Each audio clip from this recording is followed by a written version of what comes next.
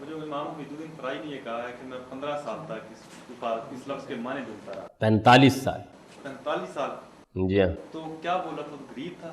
نہیں، یہ اس کا یہ مطلب نہیں ہے. اس کا مطلب یہ ہے وہی جو میں نے ابھی آپ کو، اسی لیے میں نے یہ ساری گفتگو کی. اس کا مطلب یہ ہے کہ جن محققین نے، عجمی محققین ہے نا، یعنی قرآن مجید کی زبان پر جن لوگوں نے کام کیا ہے وہ قریش کے عرب نہیں ہیں، عجمی محققین ہیں. انہوں نے ایک لفظ کی تحقیق میں کوتاہی کی ہے تو کیا ہوا، وہ علم کے لحاظ سے شاذ ہو گیا. یعنی مثال کے طور پر ٹک کا لفظ میں نے آپ کو بتایا نا، تو بہت سے محققین یہ نہیں سمجھ پائے کہ یہ لفظ کیا ہے. کیوں نہیں سمجھ پائے؟ وجہ کیا ہے؟ وجہ صرف یہ ہے کہ آدمی تحقیق اس وقت کرتا ہے جب اس کو مسئلہ درپیش ہو جائے، نہ ہو تو کون کرتا ہے؟ یعنی آدمی کا ذہنی توازن ہی خراب ہو جائے تب تحقیق کرے، کوئی مسئلہ پیدا ہوتا ہے.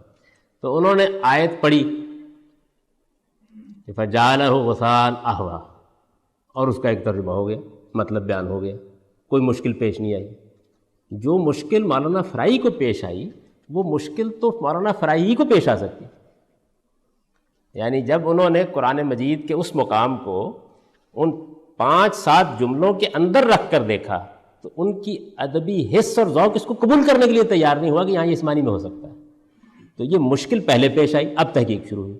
تو انہوں نے تحقیق کر کے یہ ثابت کر دیا کہ یہ معروف لفظ ہے، یعنی عربی زبان میں معروف لفظ ہے، ایسا نہیں ہے کہ معروف نہیں ہے، لیکن قرآن مجید پر کام کرنے والوں کو ضرورت نہیں محسوس ہوئی اس کی. تو نتیجہ کیا نکلا؟ نتیجہ اس کا یہ نکلا، اس کو کہتے ہیں تتبع کا نقص. موٹا سا لفظ ہے نا، ہم لوگ بول دیتے ہیں کبھی کبھی. تتبع کا مطلب یہ ہے کہ آپ کسی لفظ کی یا کسی اسلوب کی تحقیق کرنے کے لیے نکلیں گے جب، تو کیا کریں گے؟ کیسے کرتے ہیں؟ یہ جو آپ کے لغت ہیں، ڈکشنریز ہیں یا جو گرامر کی کتابیں ہیں، یہ کیسے بنتی؟ کبھی سوچا آپ نے یہ کیسے بنتی؟ یعنی لوگ زبان بول رہے ہوتے ہیں، اب ایک محقق اس زبان کو جو لوگ بول رہے ہوتے ہیں اس کو دیکھنا شروع کرتا ہے. دیکھیے یہ آپ کو بہت آسانی سے، آپ بازار سے جاتے ہیں اور نور اللغات خرید کے لے آتے ہیں، علمی لغت خرید کے لے آتے ہیں، فیروز اللغات خرید کے لے آتے ہیں، ورق پلٹتے ہیں اور کہتے ہیں جی دیکھو یہ لفظ کے معنی یہ ایسا ہے نا. لیکن جب یہ لغت بننا شروع ہوئی تو جن لوگوں نے ابتدائی کام کیا انہوں نے کام کی ابتدا یہاں سے کی تھی کہ وہ روز دیکھتے تھے اور جو تحریریں ان کو ملتی تھیں ان کو پڑھتے تھے اور پھر متعین کرتے تھے کہ اچھا لفظ کس معنی میں استعمال ہوا ہے. یعنی یہ ایسے ہی ہوتا ہے.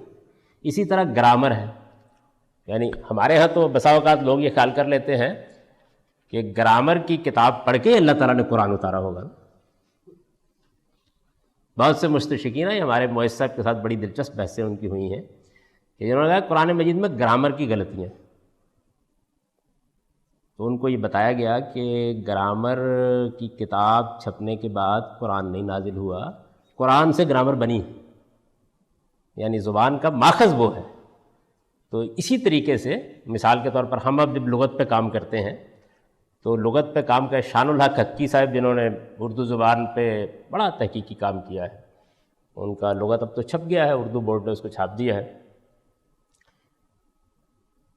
ایک لفظ اچھا، اس کے 41 معنی اب تک متعین ہو گئے ہیں. اردو زبان کا لفظ اچھا، غالب کو برا کیوں کہو اچھا میرے آگے. تو یہ اچھا جو ہے یہ بہت اچھا ہے یعنی اس کو آپ پڑھتے چلے جائیں. اگر آدمی یہی خیال کرتا ہو کہ اچھا تو بس برے کے مقابلے میں آپ اچھا بولتے ہیں نا، تو لفظ کے بعد اوقات اتنے شیڈز ہوتے ہیں جو زبان میں استعمال ہو رہے ہوتے ہیں، لیکن لغت کا ایک ماہر ضروری نہیں کہ ان کو ثبت کر دے، اس لیے کہ وہ تو دیکھ رہا ہوتا ہے نا. لوگ استعمال کرتے چلے جاتے ہیں، لوگ استعمال کرتے چلے جاتے ہیں اور پھر اس کو تنبؤ ہوتا ہے کہ اچھا یہ تو اس معنی میں بول رہے ہیں، یہ تو اس معنی میں بول رہے ہیں. تو اسی وجہ سے اس میں اضافہ ہوتا رہتا ہے، اس میں ترمیم اور تغیرات ہوتے رہتے ہیں. تو یہ چیز ہوتی ہے. تو جب یہ لفظ ان کے سامنے آیا تو اصل میں دوسرے لوگوں کو تنبؤ نہیں ہوا کہ اس کی تحقیق کریں. 14 صدیوں کے بعد انہوں نے کسی عرب کو قبر سے زندہ نہیں کیا تھا کہ اس کے معنی بتاؤ، یعنی جو مواد سامنے موجود تھا اسی سے واضح ہو گیا کہ لفظ کے معنی کیا ہے اور یہ کس کس مفہوم میں استعمال ہوتا ہے اور اس کے اندر کس طرح کا تضاد پیدا ہو جاتا ہے بعض اوقات. اس کو انہوں نے واضح کر دی، بہت دلائل دے کے واضح کر دیا۔